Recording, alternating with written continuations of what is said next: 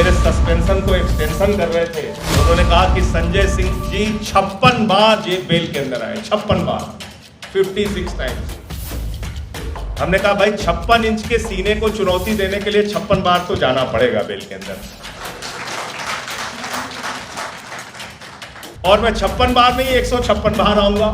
बेरोजगारी के सवाल पर, महंगाई के सवाल पे, किसानों के सवाल पे आवाज उठा रहा हूं। आप हमारी बात मानते हैं, किसानों पे लाठी चलवा के आप हमारी बात मानते हैं, किसानों को प्रताड़ित करके आप हमारी बात मानते हैं, 1 साल का आंदोलन चलवा कर।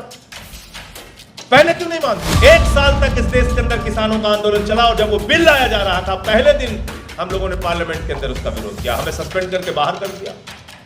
1 साल के बाद प्रधानमंत्री जी ने कहा तपस्या में कुछ कमी रह गई होगी। गजब की तपस्या यार। 1 साल तक देश का किसान आंदोलन कर रहा है, उसके ऊपर आप लाठियां चला रहे हैं, उसके सामने कील गड़वा रहे हैं सड़कों पे, उसके ऊपर आंसू गैस के गोले छोड़ रहे हैं, उसको पिटवा रहे हैं।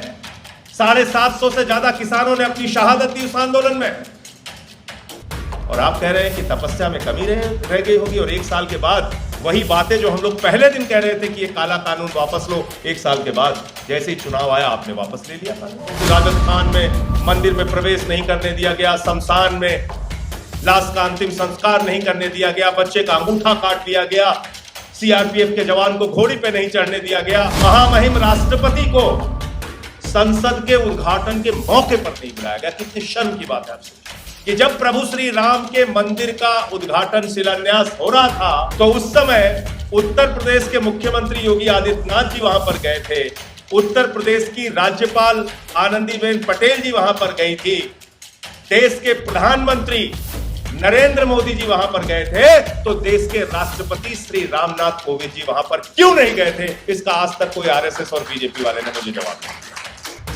भागवत जी वहां गए। पहले मुझसे कुछ बीजेपी वालों ने कहा, संघ के लोगों ने कहा अरे भाई जो लोग पदों पर थे वो लोग वहां पर गए थे। तो मैंने कहा भाई भागवत जी मणिपुर के राज्यपाल हैं कि हिमाचल के हैं कि जम्मू कश्मीर के एलजी हैं, कहां के हैं बताइए आप, किस आधार पर गए थे? जनमानस की एक चौपाई अगर पढ़ लीजिए, अपने जीवन में उतार लीजिए तो उसी से आपका जीवन धन्य हो जाएगा। सब नर करहि परस्पर प्रीति। और सारी पूजा खत्म होने के बाद क्या कहते हैं? धर्म की जय हो, अधर्म का नाश हो, प्राणियों में सद्भावना हो, विश्व का कल्याण हो। यह है हिंदू धर्म का संदेश। आप क्या कहते हैं? प्राणियों में दुर्भावना हो, झगड़े हो, लड़ाई हो, इससे देश आगे बढ़ेगा क्या?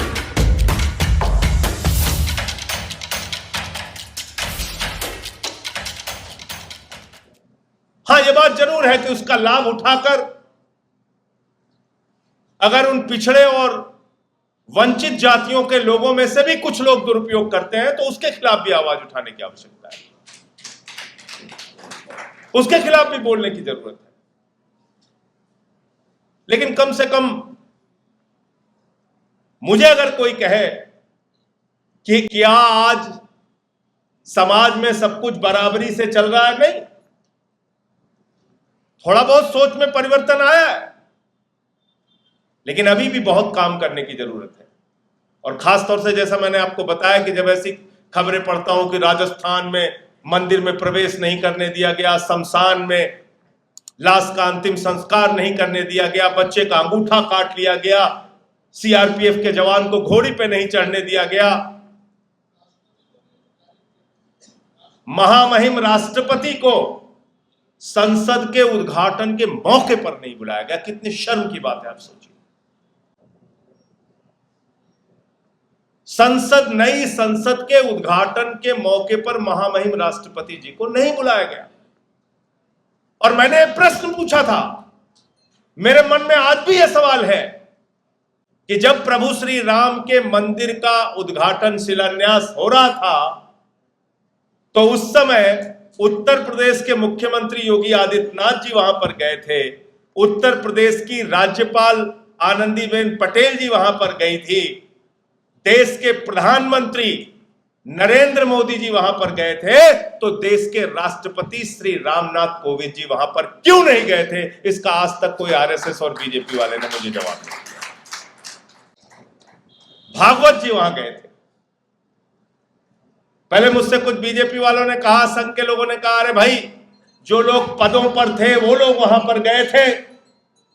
तो मैंने कहा, भाई भागवत जी मणिपुर के राज्यपाल हैं कि हिमाचल के हैं कि जम्मू कश्मीर के एलजी हैं, कहां के हैं बताइए आप, किस आधार पर गए थे? लेकिन ये भेदभाव की व्यवस्था है, आज भी है, पदों पर बैठे हुए लोगों के साथ भी है, बड़े बड़े पदों पर बैठे हुए लोगों के साथ है। और इसलिए स्वर्गीय कर्पूरी ठाकुर जी के सिद्धांतों को, उनके विचारों को, उनके शताब्दी समारोह में सच्ची श्रद्धांजलि यही होगी कि हम लोगों से जो कुछ भी बन पाता हो, समाज में इस गैर बराबरी की बीमारी को मिटाने के लिए काम करें। ये एक मानसिक बीमारी है, इसके अलावा कुछ नहीं। अभी हमारे एक मित्र हैं मनोज झा जी, उन्होंने संसद के अंदर ओम प्रकाश वाल्मीकि जी की एक कविता पढ़ दी। अब उनके पीछे पड़ गए सब, उनके पीछे पड़ गए। कविता के अंत में खुद भी उन्होंने कहा कि जब मैं ठाकुर की बात कर रहा हूं तो मैं खुद को भी ठाकुर कह रहा हूं। उनके पीछे पड़ गए। अगर गैर बराबरी को लेके, सामंती व्यवस्था को लेके कोई कविता बन रही है तो उसको सुनने का साहस हमको अपने मन के अंदर रखना चाहिए। और जो अपने आप को सही मायने में क्षत्रिय, ठाकुर जो कुछ भी कहता हो, तो उस गैर बराबरी को मिटाने के लिए काम करो ना। झगड़ा लड़ाई करने से क्या फायदा है तुम्हारा? उसको मिटाने के लिए काम कीजिए। तो इसलिए मैंने तो बहुत शुरुआती में ही, राजनीति की शुरुआत में ही मुझे आदरणीय रघु ठाकुर जैसे नेता मिले। कर्पूरी जी के जीवन को तो मैं देख नहीं पाया था, सुनता हूं, पढ़ता हूं उनकी सादगी के बारे में, किस तरह से वो एक सामान्य व्यक्ति की तरह अपना जीवन बिताते थे। लेकिन रघु ठाकुर जी जो आज आपके सामने हैं, मैं कह सकता हूं कि समाजवाद की जीती जागती मूर्ति, जीती जागती, जीता जागता उदाहरण समाजवाद का अगर कोई आज अपने चरित्र में, जीवन में, कार्य प्रणाली में, अपने सिद्धांतों में, अपने विचारों में कोई है तो उस व्यक्ति का नाम है रघु ठाकुर। सामान्य कपड़ा, सामान्य रहन सहन, सामान्य भोजन, किसी प्रकार की कोई बनावट नहीं, बड़े बड़े पदों पे रहे, जनता पार्टी में रहे, जनता दल में रहे, लोक दल में रहे, चाहते तो पता नहीं कितने संसाधन इकट्ठा कर सकते थे, लेकिन नहीं, अपने मूल्यों के प्रति, अपने विचारों के प्रति जो प्रतिबद्धता है, डॉक्टर लोहिया के सिद्धांतों के प्रति, राष्ट्रपिता महात्मा गांधी के सिद्धांतों के प्रति जो निष्ठा है, जो प्रतिबद्धता है, वो इंसान को रघु ठाकुर बनाती है, वो इंसान को कर्पूरी ठाकुर बनाती है। अगर आप सिर्फ नाम लेंगे तो नाम लेने से काम नहीं चलता, कर्म में, आचरण में कुछ तो करके दिखाना पड़ेगा। हम लोगों को जिम्मेदारी मिली है संसद में। मेरे बारे में लीडर ऑफ द हाउस जब मेरे सस्पेंशन को एक्सटेंशन कर रहे थे तो उन्होंने कहा कि संजय सिंह जी 56 बार जेल बेल के अंदर आए, 56 बार, 56 टाइम्स। हमने कहा भाई 56 इंच के सीने को चुनौती देने के लिए 56 बार तो जाना पड़ेगा बेल के अंदर। और मैं 56 बार नहीं, 156 बार आऊंगा।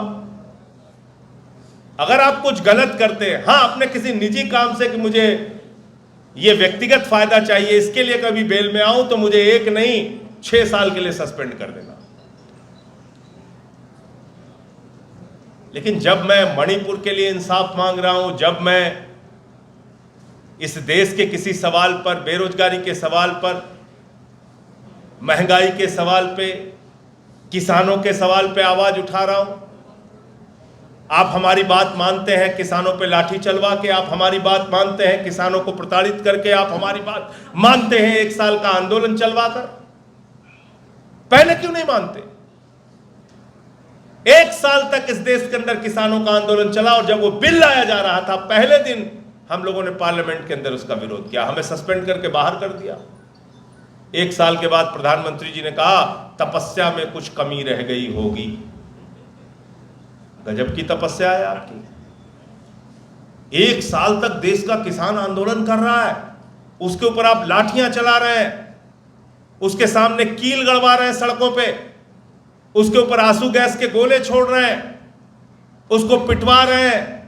750 से ज्यादा किसानों ने अपनी शहादत दी उस आंदोलन में, और आप कह रहे हैं कि तपस्या में कमी रह गई होगी। और 1 साल के बाद वही बातें जो हम लोग पहले दिन कह रहे थे कि ये काला कानून वापस लो, 1 साल के बाद जैसे ही चुनाव आया आपने वापस ले लिया कानून। सब कुछ चुनाव के लिए होगा, सब कुछ उसी की दृष्टि से किया जाएगा। तो इसलिए मैं फिर से एक बार आज इस शताब्दी समारोह में 100 वर्ष 24 जनवरी को पूरे होंगे कर्पूरी जी की जयंती के, और इस बीच जितने भी और कार्यक्रम हो सकेंगे रघु जी जहां जहां आदेश करेंगे हम लोग भी आयोजित करने का प्रयास करेंगे, दूसरी जगहों पर भी।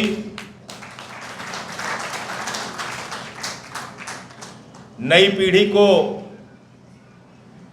राजनीति के इन मूल्यों और सिद्धांतों के बारे में बताना समझाना जरूरी है, क्योंकि आज व्हाट्सएप पे ऐसी गंदगी फैलाई जा रही है, ऐसी गलत सूचनाएं फैलाई जा रही हैं कि लोग राष्ट्रपिता महात्मा गांधी को लेकर भी अलग अलग धारणाएं मन में बनाए हुए हैं और बापू को लेकर भी अलग अलग बातें चलाते रहते हैं। लेकिन बापू की ताकत क्या है, राष्ट्रपिता महात्मा गांधी जी की ताकत क्या है, उनकी शक्ति क्या है, यह भी हम लोगों ने G20 के सम्मेलन में देखा। पूरे दुनिया के राष्ट्रपति आए थे, प्रधानमंत्री आए थे, बड़े बड़े पदों पर बैठे हुए लोग आए थे, लेकिन वो कहीं और नहीं गए। उन्होंने कहा हमें गांधी जी की समाधि पर मत्था टेकना है। यह है राष्ट्रपिता महात्मा गांधी की ताकत, यह है अहिंसा की ताकत, यह है भाईचारे की ताकत, यह है अमन की ताकत, यह है शांति की ताकत। और भारत की पहचान पूरी दुनिया में इसी से है। यह वो मुल्क है जहां बिस्मिल्लाह खान की सहनाई संकट मोचन के मंदिर में गूंजती है। यह वो मुल्क है जहां रसखान को पढ़कर हम भगवान कृष्ण के बारे में जानते हैं। ये वो मुल्क है जहां मलिक मोहम्मद जायसी पद्मावत लिखते हैं। ये वो मुल्क है जहां मोहम्मद रफ़ी गाना गाते हैं, सुख के सब साथी दुख में न कोई, मेरे राम तेरा नाम एक सांचा दूजा ना को। ये वो मुल्क है भाईचारे। और आप हिंदू धर्म की गलत गलत व्याख्या करके लोगों को लड़ाते रहते हैं। वसुदेव कुटुंबकम, पूरा विश्व हमारा परिवार है, यह हिंदू धर्म का संदेश है। रामचरितमानस की एक चौपाई अगर पढ़ लीजिए, अपने जीवन में उतार लीजिए, तो उसी से आपका जीवन धन्य हो जाएगा। सब नर करहि परस्पर प्रीति। और सारी पूजा खत्म होने के बाद क्या कहते हैं? धर्म की जय हो, अधर्म का नाश हो, प्राणियों में सद्भावना हो, विश्व का कल्याण हो। यह है हिंदू धर्म का संदेश। आप क्या कहते हैं? प्राणियों में दुर्भावना हो, झगड़े हो, लड़ाई हो। इससे देश आगे बढ़ेगा क्या? इससे तरक्की कर लोगे क्या?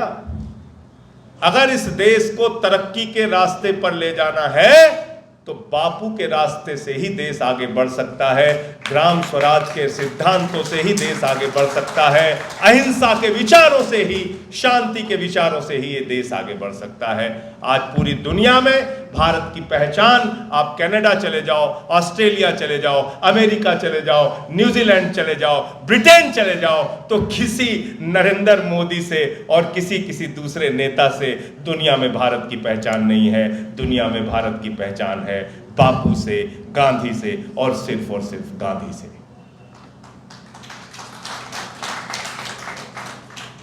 मैं अंत में फिर से एक बार कर्पूरी जी को नमन करते हुए और इस पूरे अभियान को आगे बढ़ाने का संकल्प लेते हुए अपनी बात को समाप्त करूंगा। जय हिंद, जय भारत।